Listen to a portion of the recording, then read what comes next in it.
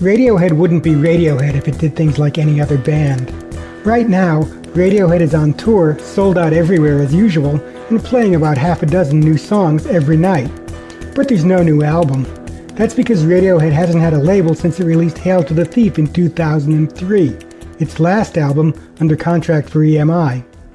Meanwhile, Thom Yorke, Radiohead's lead singer, has made an album of his own called The Eraser, which comes out July 11th. When Radiohead played New York City, I spoke to Yorke about both his album and the state of his band. In the 1990s, Radiohead wrote songs that turned big guitar anthems inside out. Its music evolved toward the majestic progressive rock masterpiece, OK Computer, in 1997. But instead of making a sequel to OK Computer, Radiohead dismantled its sound instead. I will always subscribe to the theory that no matter how hard you try to move on, you'll never do. You're always in the same place because you're the same people working together. And it doesn't matter what mediums you use or what instruments you use, you're always there. Mm-hmm. So, I think the worst possible situation to be in is to sort of say you can't go there because you're this. But that's where you have the clash between, if you have a successful record that people identify with, that takes on its own particular force. What do? Do you sort of listen to that, or do you just move on and be honest with the fact that you don't understand how that happened and you never quite understand how anything happens and you just move on? I mean, that's the only way to be honest about it, I think, really. Radiohead's next albums veered away from big guitar rock with the eerie, jagged electronics of Kid A in 2000 and Amnesiac a year later. Then Hail to the Thief wove back together the electronics, the beat, and the guitars in another triumph. And suddenly, having fulfilled its contract, Radiohead was a band without a label. It toured for a year, and after its last gig at the Coachella Festival in 2004, band members went back to their families, and Radiohead just about dissolved. Life without deadlines turned out to be strange. It was really nice to be in a period where there was none of that. There was no record company, there was no nothing. We were just... But actually, the interesting thing in terms of Radiohead, it was actually started to do our heads in. Because there was no end point, there was no goal, there was no nothing. You have to have some sort of end point, something to work towards, whether it's a record and so on. Or in this case, it was a tour. Yorke himself plunged into what sounds like depression. Lost my confidence in all of it, I mean, for about a year. I used to bore my friends stupid in the pub. With Radiohead on hiatus, Yorke started working on The Eraser. He made it with sounds and beats he had been collecting on his computer through the years.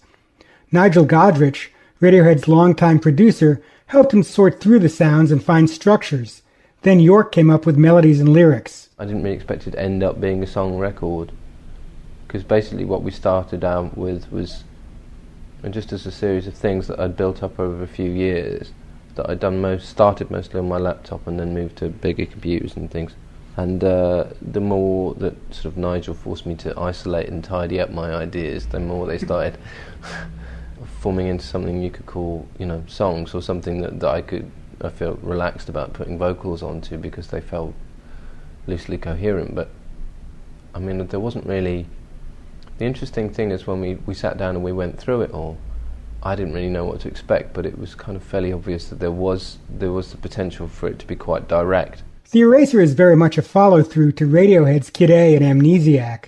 It's an album of 9 haunted songs, with Yorke's voice carrying long, beautiful melodic lines through a spooky, mostly electronic soundscape. The lyrics are anything but happy. They're full of doubts, bitterness, anxiety, and estrangement. There's a lot of me trying to pick myself up off the floor, really, because I really sort of... dropped, dropped down and went into this sort of big lull and couldn't do anything and went on a big downer about stuff. And I think a lot of this, there's a lot of sort of internal monologue stuff going on, but it's never that literal. It's always, what ends up in the song is always tends to be what the song wants to have, rather than I'm going to put this amount of garbage from my life into this particular song, and There has always been a tension in Radiohead's music between Yorke's voice, which can be as pure as a choir boy's, and what he's singing. I know, it annoys me how pretty my voice is. It sounds incredibly immodest, but it annoys me how polite it can sound when perhaps what I'm singing is deeply acidic. But that's kind of what's there. I mean, the good thing about Nigel is he always kind of discourages me from trying to mess the voice up too much, because he's like, well, I'm sorry mate, but that's what you got, which is kind of good, because sometimes you have to admit defeat and say, okay, well that's what I have. That's my trumpet, whatever. This is my trumpet. This is what it does. Last August, Radiohead finally got back together and went into the studio. But it wasn't until Radiohead decided to tour, a real deadline, that it started to feel productive. I think, we lost all momentum, and it's very, very difficult to get momentum back. And what I mean momentum, I don't just mean the sort of physically working every day. I mean just hanging out, playing each other music and swapping ideas and stuff. It's something that you take for granted until it's gone. And then you're like, oh, what's wrong? Something wrong here. Spent a long time in the studio and it was going anywhere. We were wasting our time, and that was really, really frustrating. But then when we sort of upped sticks and we went to a different space that we have to start preparing for the tour. And it was like, okay, we're on tour in 2.5 months, and that's what we had. We basically had all these half-formed songs, and we just had to get it together. And rather than it being a nightmare, it was really, really good fun, because suddenly everyone is being spontaneous, and no one's self-conscious because you're not in the studio. So it was really good just hanging out and like working for about 4 or 5 hours a day. It's interesting. It felt like being 16 again. On tour now, playing so much unreleased material on stage is a test for both the band and the audience. That's why we chose to do it. And to be honest, we know when we've got a good gig, when the best sounding stuff is the new stuff, and the old stuff's a bit like, yeah, whatever. And we've had gigs like that where you can tell the audience is like, yeah, we know this. Come on, play some new stuff. And that's cool. Of course, the songs aren't new to everybody. The new songs are getting around from crowd recordings uploaded to internet sites.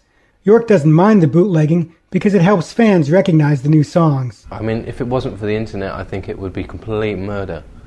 But you get the feeling that at least some people are familiar with some of it. Radiohead is by far the most coveted free agent in rock at the moment, but after 3 years without a contract, it isn't making any plans about releasing a new album. I'm not really into that idea of picking an enormous fight now, because I think the structure of the music business is in a state of collapse anyway. You must just let it get on with it. There's no point in us trying to help. Yeah. And it makes you sound like really arrogant, like you're going to, we're going to mess up the systems. Like, well, the system's built us, so that would be a bit silly, wouldn't it? As far as Radiohead is concerned, the old system, where a recording company financed the sessions but owned the results, is no longer for them. I don't think anybody these days should. If they want a bank loan, they should take out a bank loan, and if they want to put a record out, they should license it.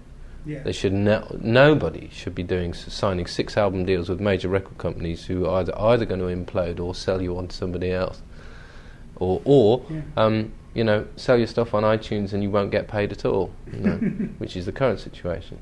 Well, I think pretty much anyway. I mean, they're still arguing about what artists should get paid on downloads. Right.